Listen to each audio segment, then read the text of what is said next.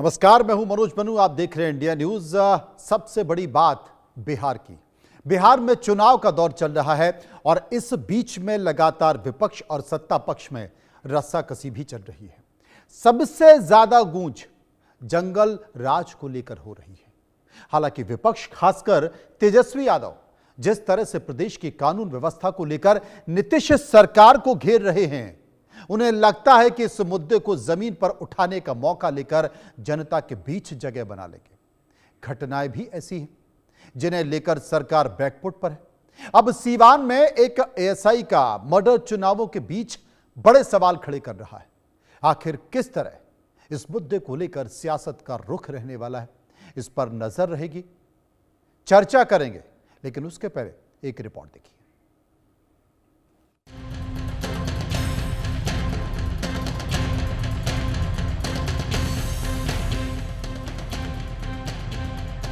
बिहार के चुनावी शोर में सभी का जोर इस बात पर है कि किस तरह सत्ता की बाजी मारी जाए। इसलिए मुद्दे मनचाहे उठाए जा रहे हैं। बीते कई दिनों से बिहार की सियासी फिजा में जंगल राज बनाम कानून राज का मुद्दा घूम रहा है।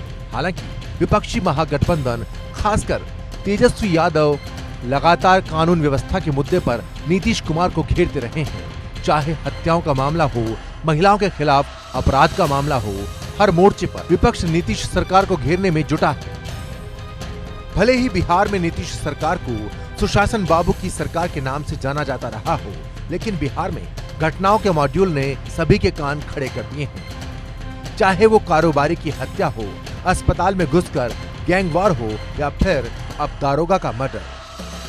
तस्वीरें बिहार के सीवान जिले की हैं। पुलिस का यह मजमा किसी चुनावी ड्यूटी का हिस्सा नहीं, बल्कि अपने ही एक साथी की मिली लाश से उठ रहे सवालों की वजह से है, जिसमें उसके कत्ल की कहानी गुम है, जिसने बीच चुनाव एक बार फिर कानून व्यवस्था को कटघरे में खड़ा कर दिया है।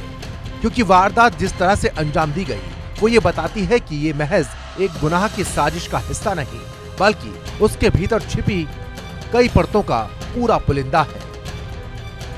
दरौंदा थाने में तैनात एएसआई अनिरुद्ध की लाश पहले तो इलाके के लिए पहेली बनी, फिर पुलिस के लिए भी, क्योंकि हत्या के पहले वो सिविल वर्दी में निकले थे और इसके बाद दरौंदा थाने के एक गांव सिरसाव नवका टोला के अरहर के खेत में उनकी लाश मिली। बड़ी बात यह है कि जिस तरह से उनकी लाश मिली, ऐसा लगता है कि उनसे बदला लिया गया हो।